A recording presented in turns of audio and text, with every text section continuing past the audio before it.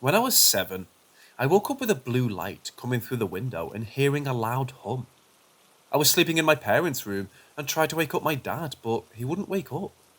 It was October, a week from Halloween. I was compelled to go outside.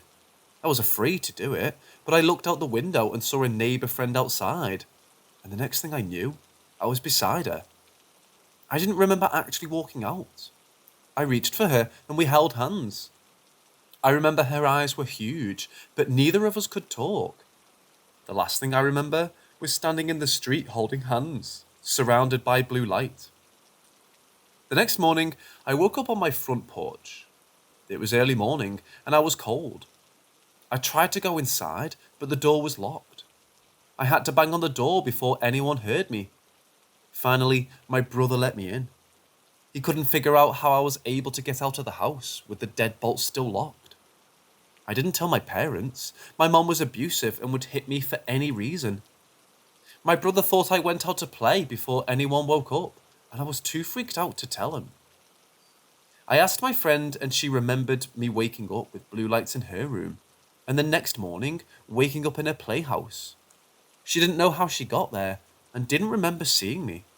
She was also too afraid to tell her mom. After that night, I started to sleepwalk. I would walk up all over the neighbourhood with no recollection of how I got there. One time, my dad heard me leaving the house and stopped me. He was weirded out because I fought him saying I needed to get home. Another time, my brother heard me leaving the house, and when he asked where I was going, I said home. Those were the only 2 times anyone heard me sleepwalking. After that experience, I started to see spirits. I would just know things, and it scared people. I told my mom that my grandpa died from a heart attack about an hour before we found out. I told my mom's friend that her husband was having a baby with another woman, and a month later, she found out it was true. I work as a psychic medium now.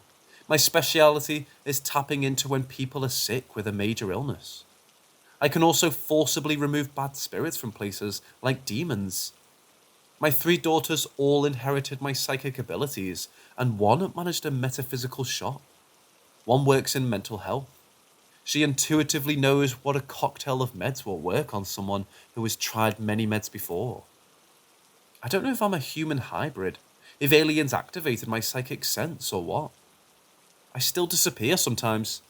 My hubby says that occasionally he'll wake up and can't find me anywhere. My keys, purse, phone and car are here, and the inside lock is locked. We now know when it's going to happen because we have increased spirit activity in our home, like things flying off shelves, moving around, noises, etc. Honestly, I'm very anxious to share this. Only my close family knows about this.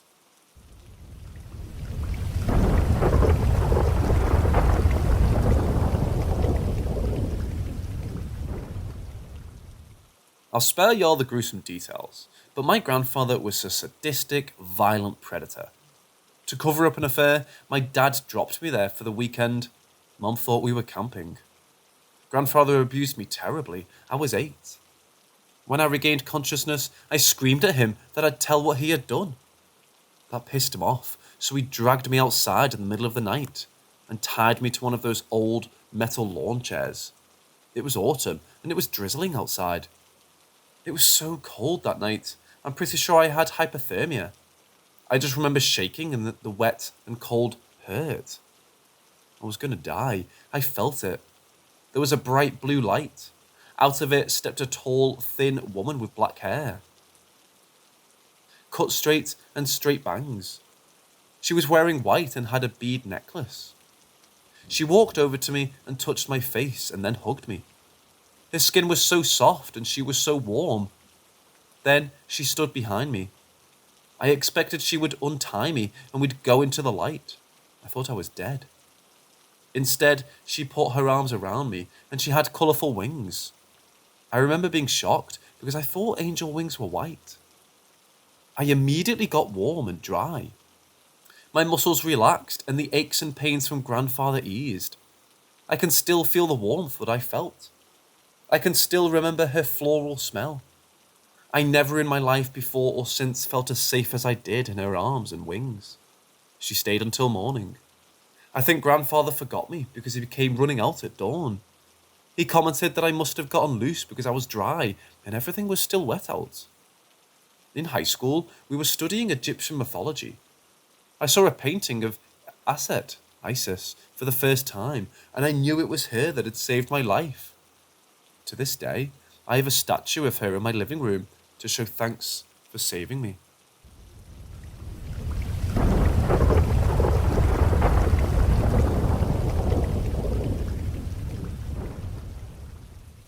Recently, I've been hearing lots of disembodied voices around the house. A week ago, I was home alone and was using the bathroom when all of a sudden I heard a woman singing from downstairs.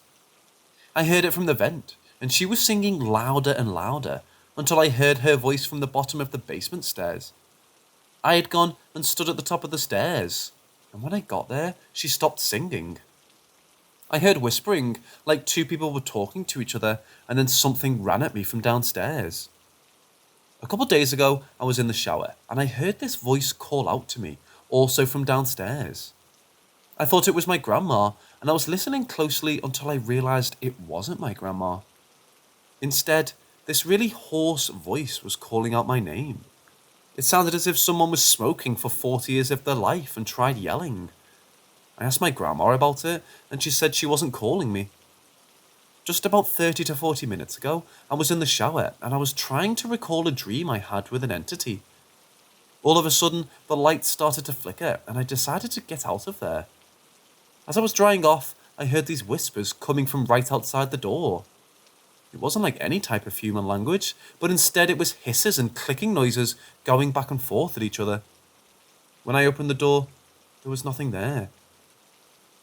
During these instances, no extra electronics or videos were playing, and I made sure that it wasn't something like the TV or radio. They started to get me on edge, and no matter how many times the house gets cleansed, they always come back.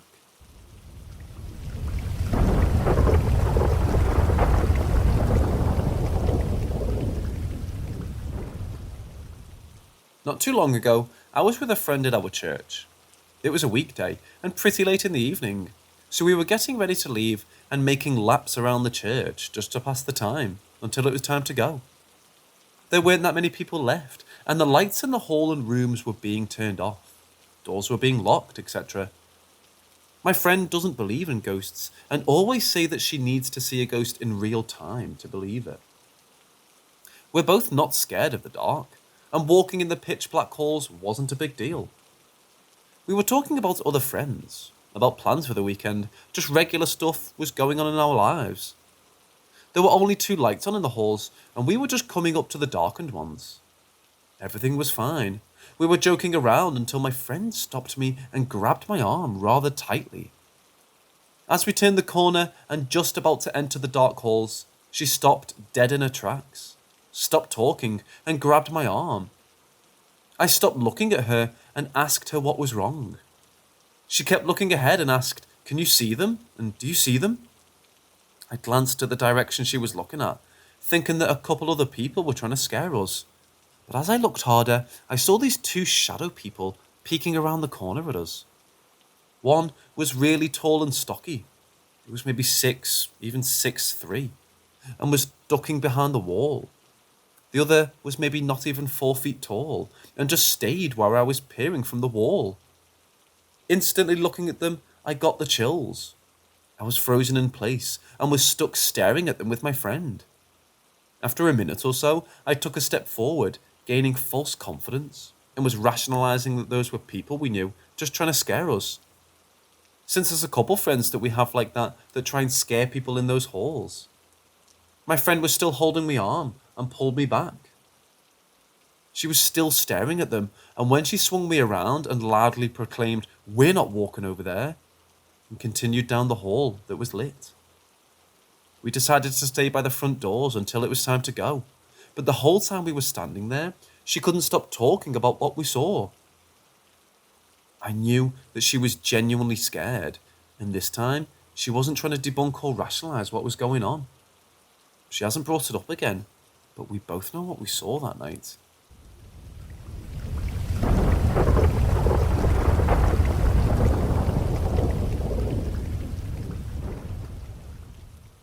So I'll preface this with the typical, I don't do drugs and I rarely drink. Usually reserve that for Xmas and New Year's. And not so often a weekend beer or glass of vodka or rum. Heck, I don't even smoke tobacco. I'm addicted to Coca-Cola though. And I live in a fairly unsafe area. So when you go out, you get used to look everywhere and at everyone and run at the first sign of trouble. So with that out the way, today I had a very strange encounter. I was biking to a corner store to get, you guessed it, Coca-Cola. A mineral water, watering down Coke because I have pre-diabetes, so I need to stop, and some flour tortillas. So I don't want to chain my bike to a post or bench because I'm going to 3 different stores. So I look around to see and there's no one suspicious, then get to the hardware store. Then walk with my bike to the grocery store to get the tortillas, and then walk a bit more to the corner store. So I get to the entrance and look around. No one sus. So I leave the bike and enter. And when I go out, I look around again, and there's this dude walking a bit sus. So I take note. Tall, lanky, pale looking, jet black hair, shoulder length, one of those goth looking fedoras, and a long coat, black, and boots. And he's holding a black umbrella. He definitely looked like a goth person, just the exact way a previous co-worker of mine used to look years back. I think to myself, these people usually look grim on purpose, nothing to see here, and turn my bike around and prepare to mount it. Then he comes into the corner of my eye. I can see the black clothes. A millisecond later, when he is in my sight, he's no longer a he, but 2 shoes, short, around 5 feet. A bit on the chubby side, as opposite to the lanky dude. One red-haired, another blonde. One had black pants and black, glossy, school uniform type shoes, and a colourful red and yellow striped shirt, and a small bag. And the other had blue jeans, white tennis shoes, grey shirt, and a black umbrella. Same one the dude had. I'm dumbfounded. I look at the store, empty. I look at the restaurant beside, but they're just starting to open. Only employees cleaning. And then there's a bank, closed and chained at this time. So I ask the employees if the tall man happened to get into the restaurant. What tall man? The store is too small for him to not be seen, and I actually would have seen him enter. When I turned around to look at the girls, now crossing the corner, red hair was looking at me, and turned her head away fast when I looked at them. Man, I felt like the only time I had pot. I almost fell down and had to stop to regain my composure. We live in a weird world, and there's something here with us that we barely even comprehend. That's for sure.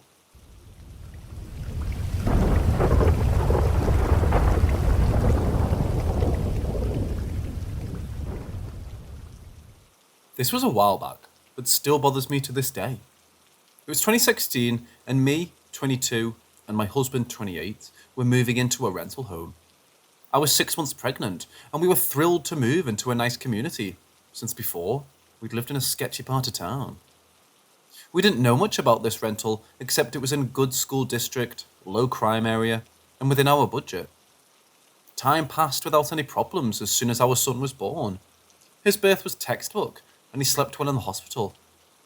This all changed when we brought him home. The first night was awful. Every time we set him in his crib, he screamed. I'm not talking I'm hungry or need a new diaper cry. A legitimate scream like he was in pain. My husband and I had to take shifts at night so one could be with him and the other one could sleep. My shift was always second and started around 2 or 3 in the morning. I tried my best to sleep, but shortly after my son's birth, I began having horrible nightmares. I dreamed nightly about my son being hurt or needing me and I couldn't get to him.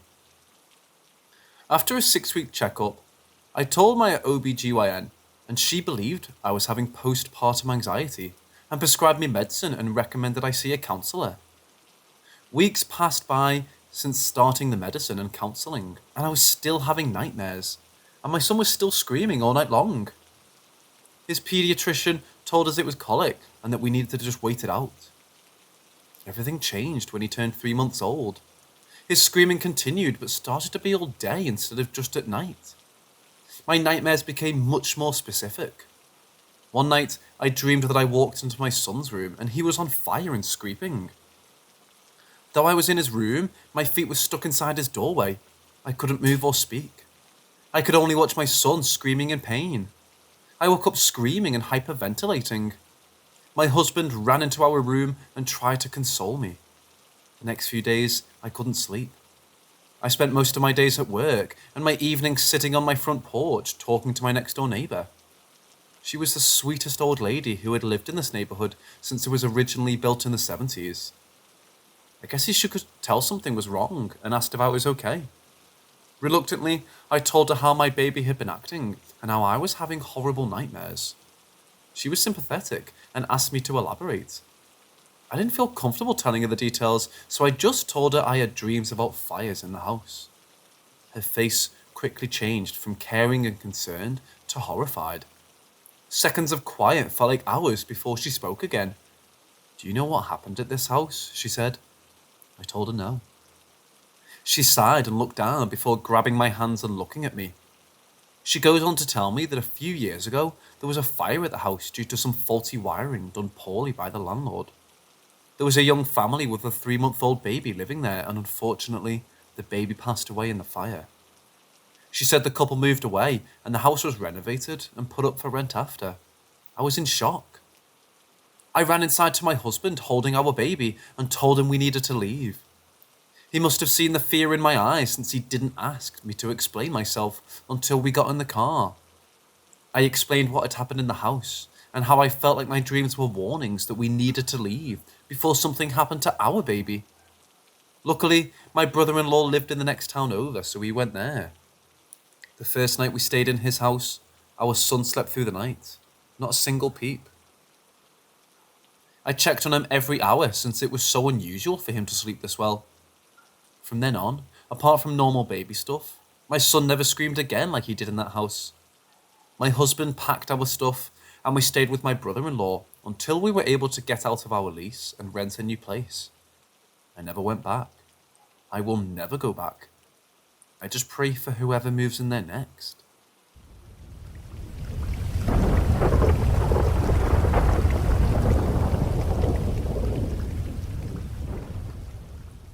I love to swim and swim laps most days of the week.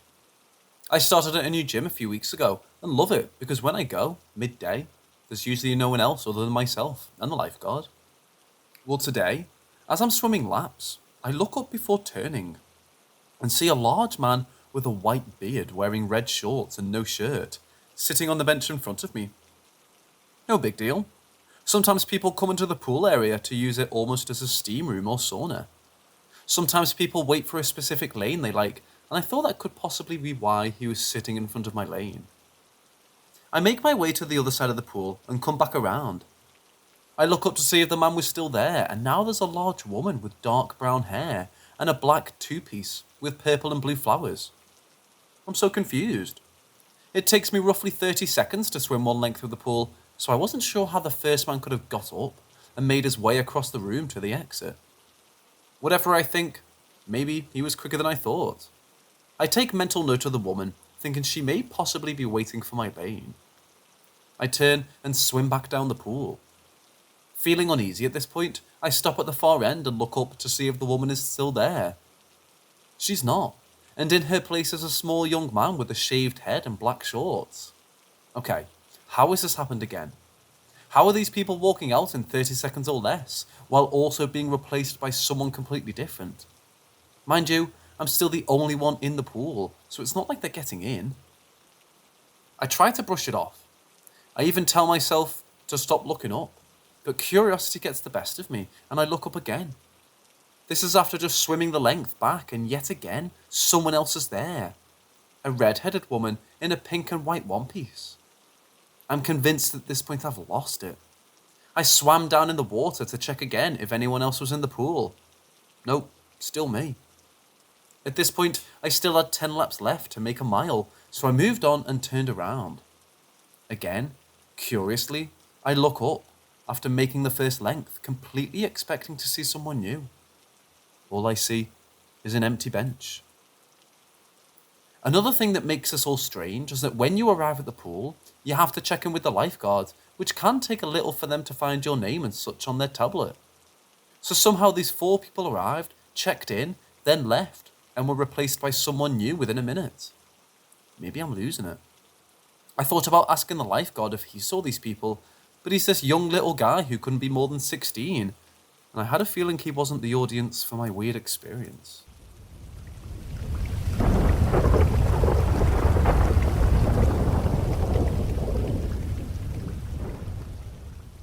So I was 14 years old at the time this happened. My great-grandfather, who I was very close with, was in hospice care at my grandma's house, and we were all there with them, as he was going to pass soon. My grandma had just moved to the house I lived in until I was 10, and we moved to a larger house only a mile away from her. I knew everyone in this neighbourhood, and we rarely had traffic other than those who lived there. It was a very small town in the middle of nowhere. On our way to my grandma's house that morning, we noticed a woman with long grey hair, jean shorts, and a tan shirt with a wolf on it, walking up and down my grandma's road, about a quarter mile, holding a football. We had never seen her before, and neither had my grandparents. We sat in the living room for hours visiting with my great-grandpa, who was lucid maybe a couple times an hour. I had a hard time watching him, so I decided to turn around on the couch and stare out the window most of the time, all the while watching this woman with a football walking up and down the road. At this point, she had been walking non-stop for nearly 3 hours.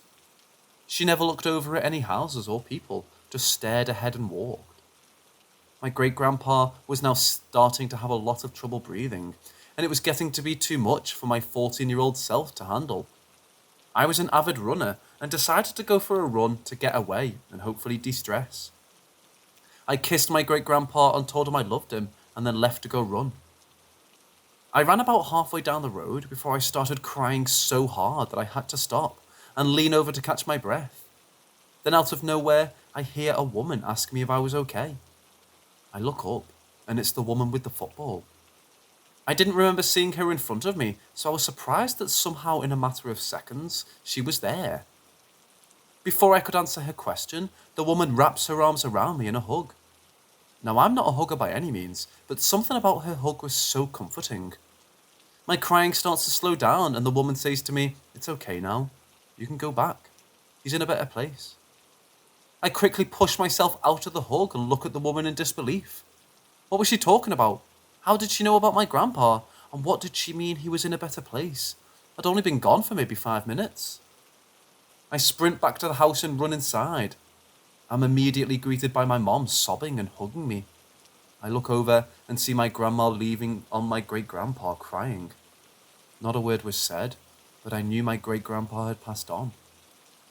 After crying and hugging my family members, I finally sat back down on the couch and looked out the window.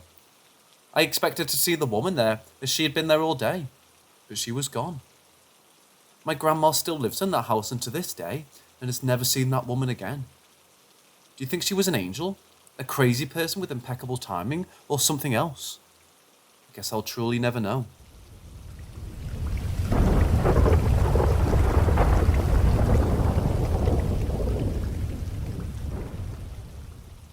There are several instances that happened in a house that I lived in the Upper Peninsula. I'll try to make this short as possible, but still give you a good idea as to what my family and I were dealing with. We had just moved out of my home state, Oklahoma. My dad got a job offer, and since both parents had been laid off for 6 months, they were willing to do anything for income. So we literally dropped everything and left. They found this home through a website. We only saw pictures. We never actually toured the place before renting. After a long 25-hour drive, we pulled up to the house. My siblings and I raced out of the car to pick our rooms and explore the place. I immediately had a weird feeling when I got in. The air inside seemed heavy, almost like it was hard to breathe.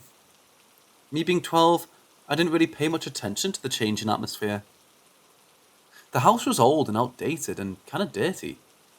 I remember seeing the upstairs bathroom literally fall through the ceiling over our living room, and it would drip every time anybody took a shower. I shared the upstairs with my brother and sister. Besides the weird feeling in the air and the concave ceiling, nothing seemed too out of the ordinary. Until I went into the basement. It was super creepy and dark, like most basements are, so I didn't spend too much time there initially, and for the rest of my time living there. I had discovered old newspapers dated back into the 50s, with strange pictures of women in lingerie, and separate rooms with doors that had locks on the outside. I don't know about you, but that told me that someone or something was locked inside those rooms, for whatever reason. Like I said, I didn't spend too much time down there after that.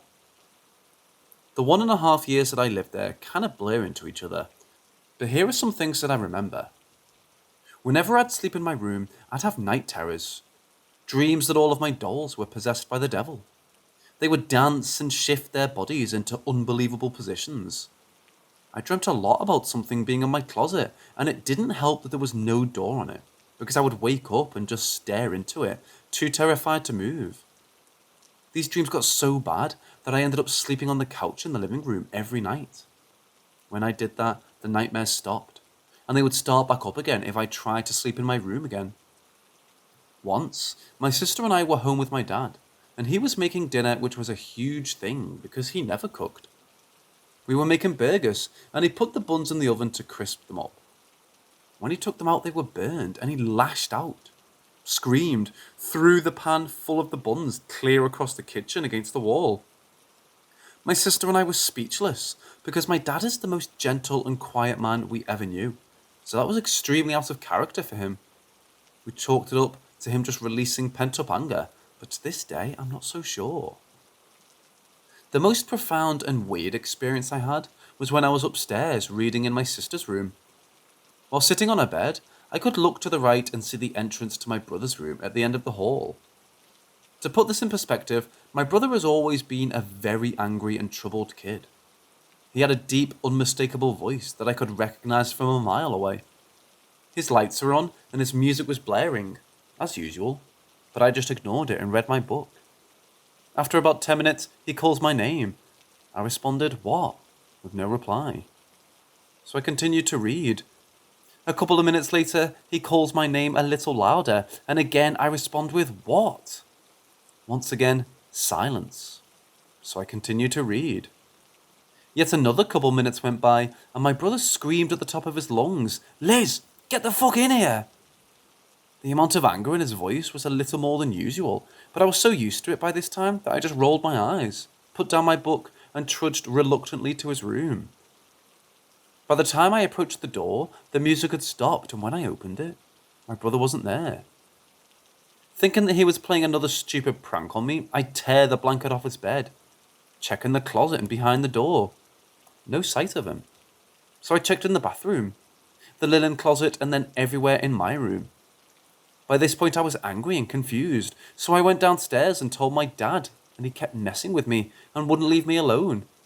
My dad said, "Your brother isn't here. He's out snowboarding with your sister. They've been gone all day." Needless to say, he didn't believe me and thought that I was just looking for attention. I'm really surprised that he didn't see the pure freakout in my response, but you know dads. Anyway, there was definitely a dark and negative energy in the upstairs of that house. We moved quite a few more times after that, and I feel like something stuck to and followed my brother anywhere we went.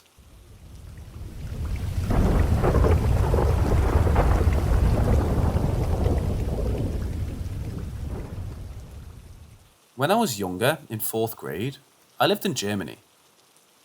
My father was in the military, so we lived on the military base, and that's where I met my best friend at the time. Let's just call her MK. Me and MK's parents noticed we would always play together, and we would always have play dates. Eventually, MK brought our families together, and we would all hang out. MK had 2 older sisters and a little brother, while I have an older and younger brother. MK and her family lived off base in the local part of Germany, so they lived almost non-English speaking. Well, German people. Of course, the house MK lived in was old as fuck. I'd stay the night over there all the time. One night, for some reason, I can't remember, MK and I decided to sleep on the floor in the bedroom she shared with the second oldest sister. Let's call her B. B was in the room with the older sister, and let MK and I have the other bedroom to ourselves. So anyways, tonight we're sleeping on the floor a few feet away from their beds. I remember waking up in the middle of the night to the only light coming from the hallway. The door was open. My vision was blurry and kind of kept going in and out. I remember looking up at MK's bed, and there sat a woman. I knew she was from the olden times because she wore all black. She had on one of the bulky dresses and a black veil over her face. The way she was sitting, her peripheral was towards me.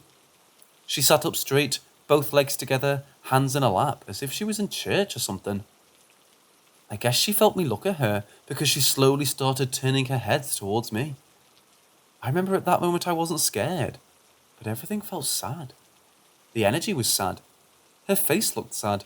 Shit, she already looked as if she was at a funeral. Anyways, as soon as my face got all the way around and she would have been looking straight at me, my vision went black, and next thing I remember is waking up in the morning. I told MK and her sister about it. I think they didn't want to believe me, but something deep down told them I was not fucking joking. I went back over there a few more times because that woman, although creepy, didn't make me feel unsafe. I always wonder what her story was.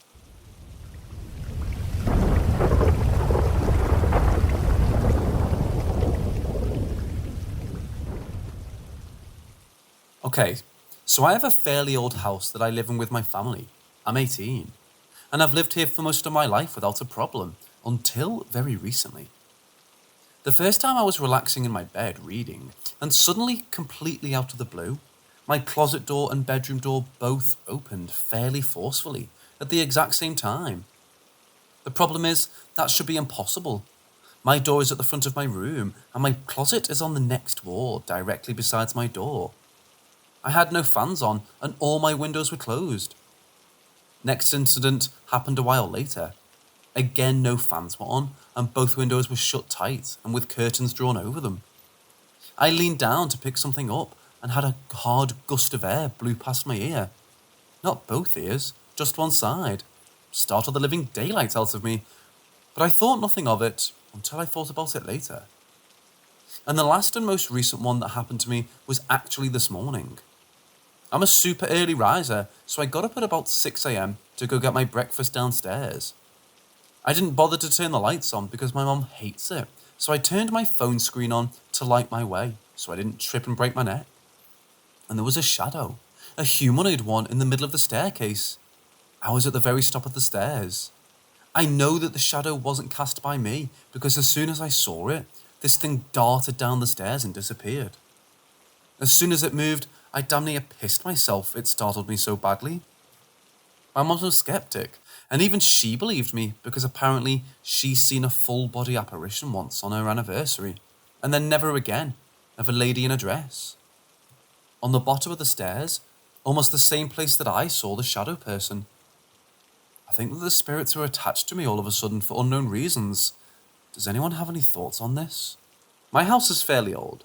It was built around the same time of the Second World War, and a few families have lived in it before mine. I always felt some kind of energy in the house, especially in the kitchen. When I was a child, I would hear cutlery and dishes rattling in it at night. My parents were bemused when I talked to them about it and put it down to my 7-year-old imagination.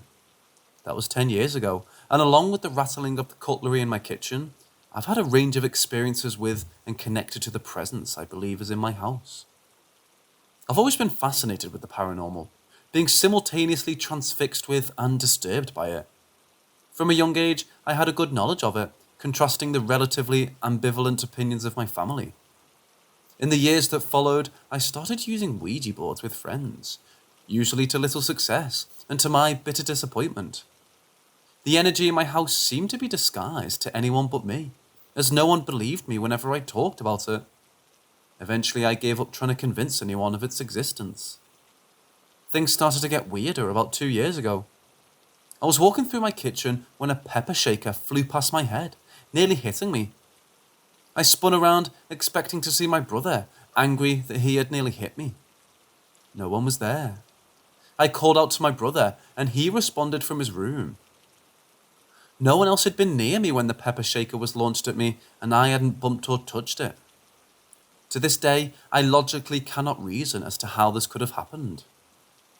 More recently, when I was home alone, I heard a crash come from my bathroom. It sounded almost like the shower rail had collapsed, bringing down half of the contents of the bathroom with it. I could hear the noise of objects in there rolling around, and I groaned, expecting to have to clean up a mess. I walked into the bathroom. It was completely clean. Nothing had been disturbed. I checked every room in my house for any disturbance, in case the noise had come from one of them. All had not been touched. More events similar to these have happened in the last couple of years. These two are merely the ones I can remember and explain the easiest.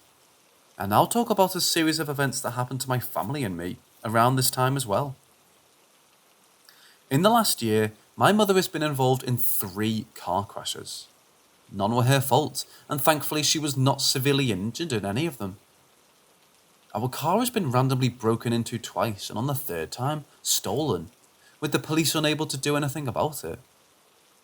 The area my family lives in is not fancy, but it does not have a high crime rate, and is generally quite safe and quiet, which makes the aforementioned event more concerning to me. Around the same time that this happened, I was bizarrely connected to a crime I had nothing to do with, and interrogated by police. The whole event left me somewhat disturbed, and it took the police 6 months to clear my name of any wrongdoing. Then, our normally placid dog randomly turned violent and tried to bite my brother, and we ended up having to give it away after taking it to a trainer to try and fix its aggression. It's almost like something has cursed me and my family. I'm a mentally stable, regular 17-year-old male. I know I cannot prove it, but everything I've detailed here is true. If someone could offer some answers or somehow debunk this, I'd welcome it.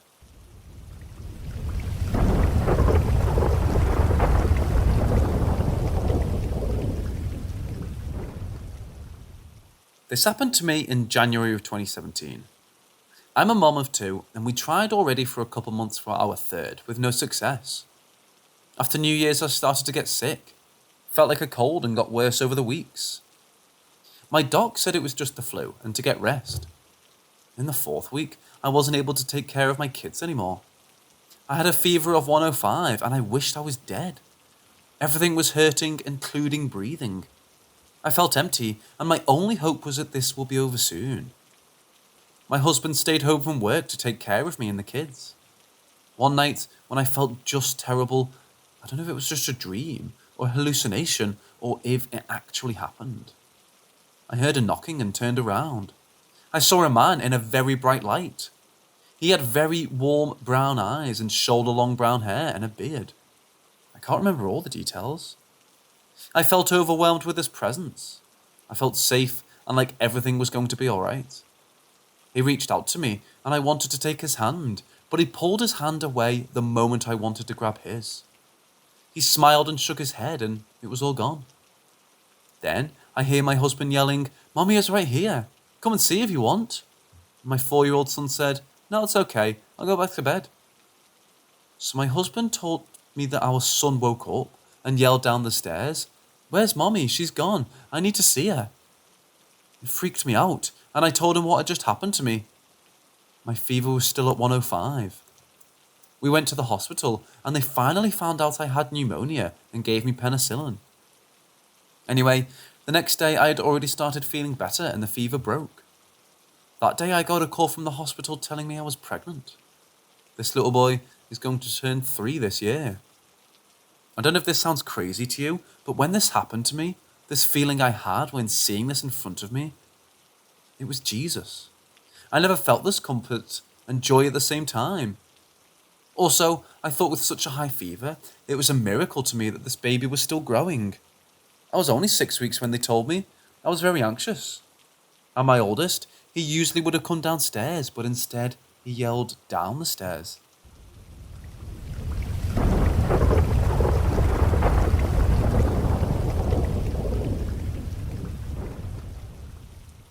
My mother passed away in December due to cancer. I'm her only child, and also a 22-year-old guy, which I believe is important.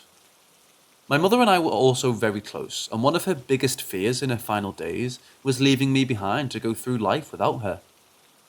After my mom passed, we had her cremated. We had the ashes split into thirds. A third for my personal urn for her, a third for us to bury next to my grandfather, and the rest to split between other families who have urns. I also purchased the house after my mother's passing, and as far as I know, there's been no activity ever at this house. But I also moved my mum's ashes here as soon as I closed on the house, and for the most part, never really noticed anything. But after being here a few months, I've started to notice a few things. There was a lot of arguing and tension within my family during my mom's final days. Although she was in a coma-like state, I know she would have been very irritated at how the family reacted, and me being the primary target for everyone. To set the scene for everyone, at the time of my mom's death, I was staying at my grandparents', which also was where my mom eventually came home on hospice and later died in the house. Up until my mom's death, I had never had any issues sleeping. Immediately following my mom's death, I couldn't sleep, or at least not very long. But as tensions died down between the family, I started sleeping fine again. Now I do realise that this could have been due to stress upon myself, but now that I'm in a new house and have been for 5 months, it's starting to become a problem again. I can't sleep, and I also wake up randomly. I also get this eerie feeling that I'm being watched sometimes, but I don't live alone in the house as my girlfriend lives with me too. There's been several times during the day when I'm gone that my girlfriend says she's heard weird noises. I've heard them myself, but it honestly sounds like squirrels or something running across the roof or in the attic. But I've also noticed behaviour changes from my cat. The cat belonged to my mom before she passed, although I took care of the cat and kept the cat with me while I stayed with my grandparents. My mom loved her cat, and the cat definitely loved her too. I've noticed my cat spends a lot of time in the basement or in my bedroom, but never in her cat tree, which just so happens to be in the living room, near my mom's urn. I've often caught the cat stalking something that isn't there. She also seems more chatty and affectionate, that she's been almost like she's being possessed or influenced by something else. I unfortunately don't have any hard evidence proving that my mother may or may not be attached to me or haunting me. I don't really like saying haunting in this case, because if something is happening, it doesn't seem malevolent or evil. Do you think my mom's spirit is following me? Or maybe even taking the form of my cat to interact with me in the afterlife? I feel like if she is following me, she isn't necessarily trying to communicate, but rather watch over me. What do you guys think? And what ways can I possibly try reaching out to her if she is with me?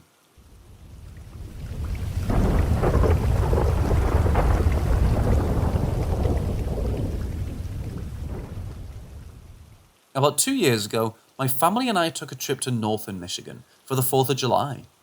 We stayed at a fairly small hotel called Rome Inn, which only has 18 rooms.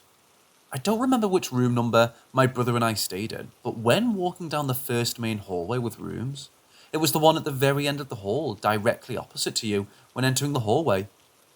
Using Google Images to help, it was most likely room 4. It was a king bed, so my brother and I shared it while my parents and sister were in another room down the hall. Couldn't tell you what time it was, but later at night while we were in bed, just on our phones, I heard my name whispered to me. So I look over to my brother and ask him, "What?" To which he replies, "I didn't say anything." Around 10 minutes later, I hear my name again and again ask him if he'd said anything, which he didn't. At this point I was brushing it off, thinking it's just noise. I do have a shorter name, so it could easily be mistaken for just a noise. After another 10 minutes, however, my brother takes out his earbuds, looks over to me and then asks, "What?" To which I tell him I didn't say anything. I asked him what he heard and he told me that I said his name. Now there's absolutely no way my brother's name could be a noise. It's longer than mine and contains more syllables. We were both a little freaked out now, but not necessarily shook, and we eventually went to sleep without hearing anything else. In the morning, I asked my parents if there was ever a hospice. They immediately asked why, and I told them exactly why, what I just talked about. My parents looked at each other and then told us that it was at one point. They didn't hear anything in their room, but that could be just because they were asleep fairly early compared to my brother and I. Doing some extra digging on my own, I learned that it was built in 1896 by a lumber baron, but was then converted to a hospital and assisted living facility. This genuinely scared the hell out of me, as it somewhat confirmed what I was thinking the night before.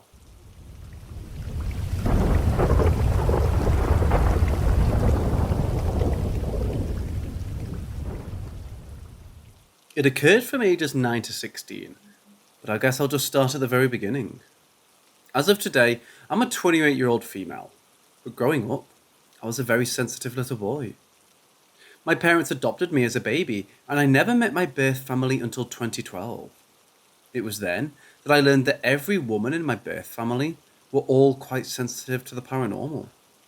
Nobody in my adopted family had any sort of sensitivity, but they all did things subconsciously.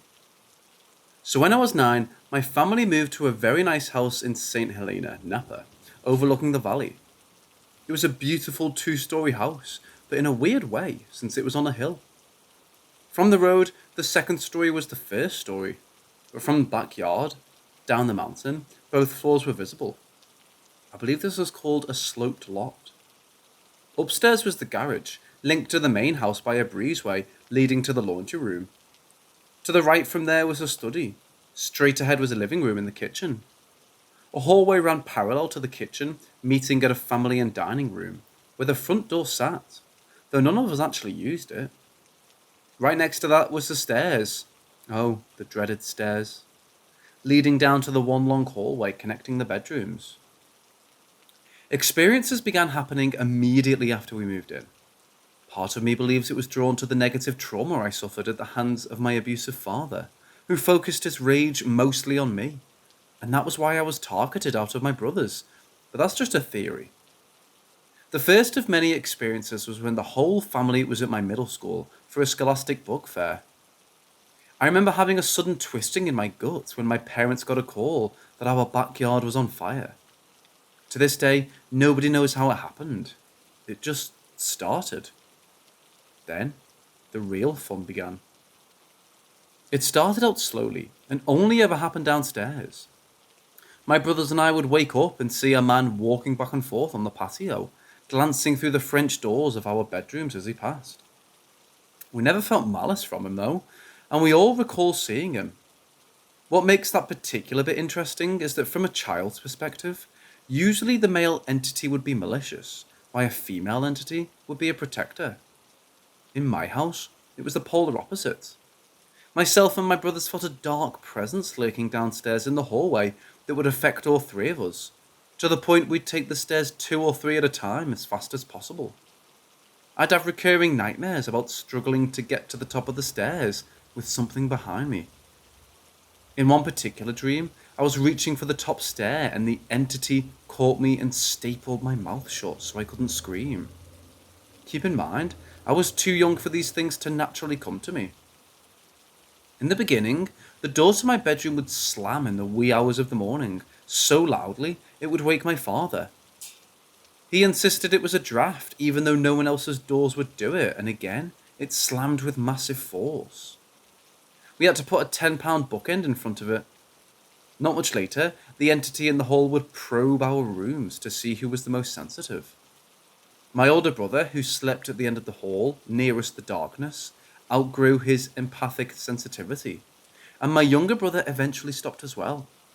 But I remained more sensitive than ever, and it knew. That's when I met her. At first, the entity introduced itself as a kind protector from the man on the balcony, but I knew that was a lie. She would stand at the far end of the hallway and wait. Not that she was actually there. There was no one there, but it was more of a feeling of dread. It wasn't darkness or blackness, but more that it physically sucked in the light around it like a black hole. She would come to me in dreams as various entities, but the man would always show up and protect me. Mind you, I knew neither her nor the man, and the fact that the house was built on an inactive volcano, littered with limestone and obsidian, probably boosted energy, or what have you. For about 7 years, I would wake up promptly at 3 a.m, sweating bullets, hearing someone running back and forth in the hallway, panting as they passed my room, repeatedly, until around 5 a.m. when I began to get light. The first face-to-face incident with this creature was when I woke up as scheduled at 3 a.m, and like clockwork, heard the panting and pacing in the hallway. After about 20 minutes, I got too scared to sit there doing nothing, and reached to the dresser by my bed and turned on the light.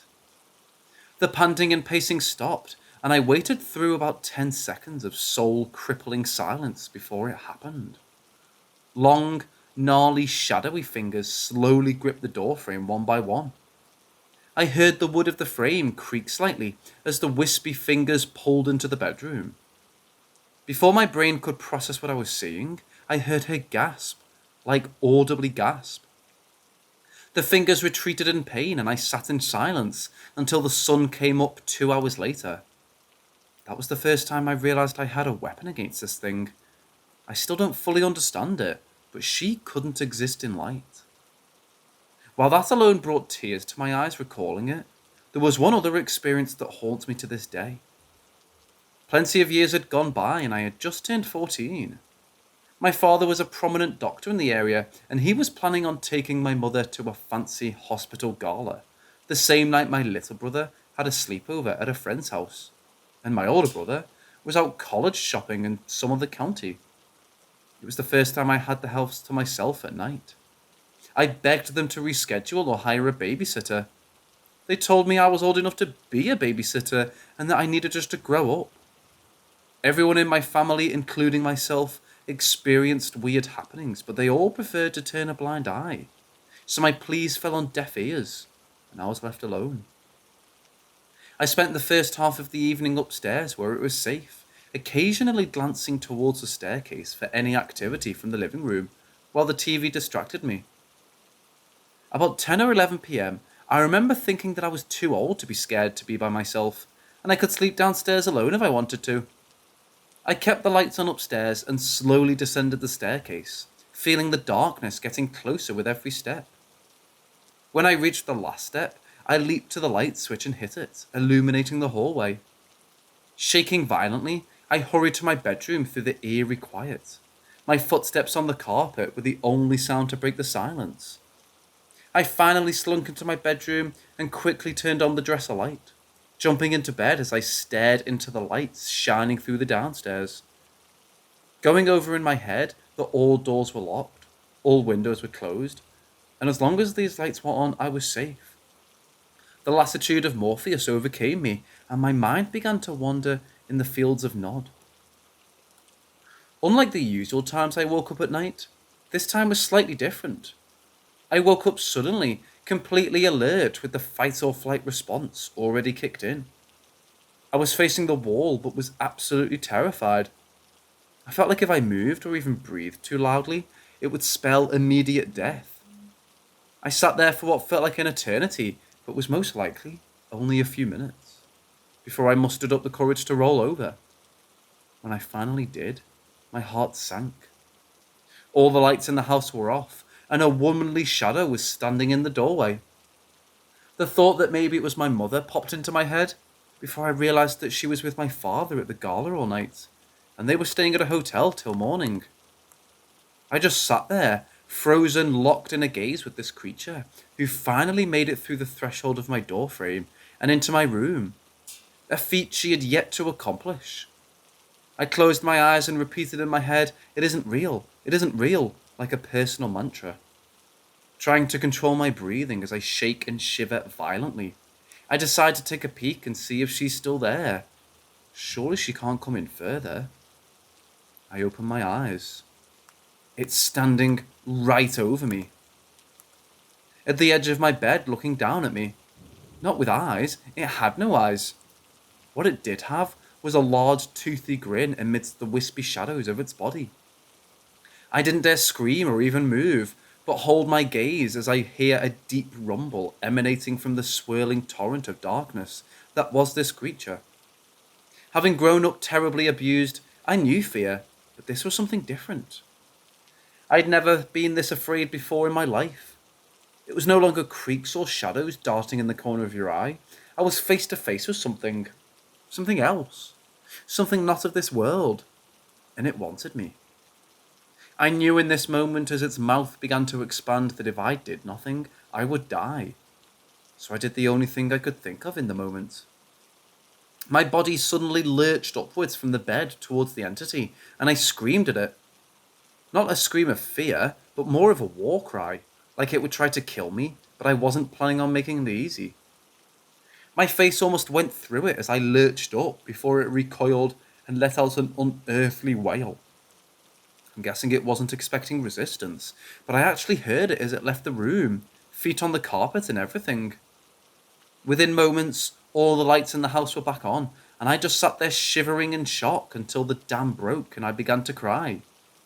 I just cradled my pillow and rocked back and forth on the bed, sobbing, until the sun came up and my parents came home.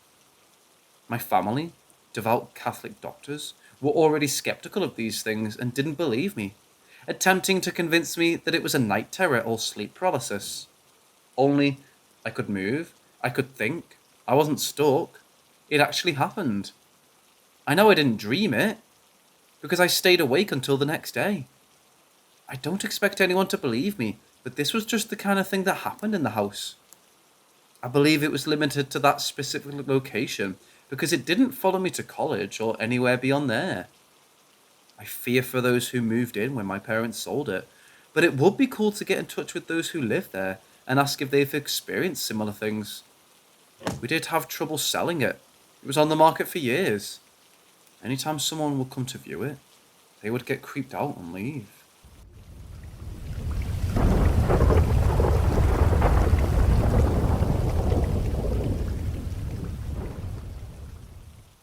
Paranormal or mineral deficiency? When you tell someone about a paranormal experience, the first thing they always ask is, "Are you sure you weren't dreaming?" You may just need to have blood work done to determine if you're deficient in any way of the things that could possibly cause hallucinations or similar reactions. Or maybe really you did experience these paranormal happenings. A couple of years ago, I was plagued by a constant, almost nightly visitation, by an enveloping fog of tiny bubbles that clung to my hands and fingers, if I put my hand into this cloud, but I could shake them off. Neither my husband nor my son could see these bubbles, but it was very alarming to me when I discovered that there seemed to be an intelligence behind them that might be trying to communicate with me. Yes, I know, it sounds preposterous, but it really floored me when the bubbles first formed a sea anemone-like creature. A tube with a few small tentacles at the top and a base like a snail. It had 3 large eyes, and when they opened and looked at me, they reflected the picture of a cat, as if saying, "I can see your cat." Rather like a friendly introduction. After that, it started to form scenes in a sort of picture frame above me, and they usually reflected something I would know or recognize. Once, it created a scene of rain coming down, flowing into a lake. It was raining very heavily that night at the same time. I said aloud, "You're right, it's raining," and the scene slowly faded and was again replaced by bubbles, as if in recognition of my recognition that we had communicated something that each of us understood. Now you're going to say, "See, you were dreaming," but I was fully awake, had not gone to sleep yet, and even woke my husband to ask if he could see anything. These bubbles seemed to appear more at the time of a full moon. They were never threatening, but I wasn't comfortable with them being there, and many times asked them to go away. And it would be several days before they returned, compared to almost nightly. With every visitation, they would rearrange themselves into some sort of a pattern or display, instead of just a mass or small sticky bubbles that engulfed the room. Another oddity: if I turned on my bedside lamp, they immediately disappeared. When I turned off the lamp, they were immediately back again. It was maddening, and I began to wonder if I was imagining it. Then I'd argue with myself that I wasn't prone to any kind of dreams, much less weird ones like this. That I wasn't a big sci-fi fan that might seed my imagination. That I was just too much of a don't believe it till you prove it type of person to be experiencing this. It became so annoying, or rather disturbing, that when they appeared, I asked them to go away, and would go into another room to sleep, and they would not follow me there. It was as if there was some sort of a portal in my bedroom, located near my dressing table, from which they would appear. Deeply disturbed, I remember that my last lab work, done at my doctor's office, had suggested that I had a magnesium deficiency. On further checking, I discovered that a deficit in magnesium might cause hallucinations. Well, I don't think it was hallucinating, since I was awake and calm and thoughtful when it happened, but it made me think. So I got some magnesium tablets as prescribed by my doctor and started taking them. Little by little, the bubbles visits became fewer until now they only return every few months and are appearing in a slightly different form. Now they appear as visible patterns, like dangling multiple chandeliers or the branches and leaves of a tree hanging over me. It's so bizarre that it caught me off guard, and I no longer felt that they were as fluffy and friendly as they had been. I continue taking the magnesium, and the bubble visits have become fewer, but still, on occasion, return. I'm not aware that the magnesium made me physically or mentally feel much different than I had before, but did it affect my unknown ability to create something so foreign to me? Probably never know.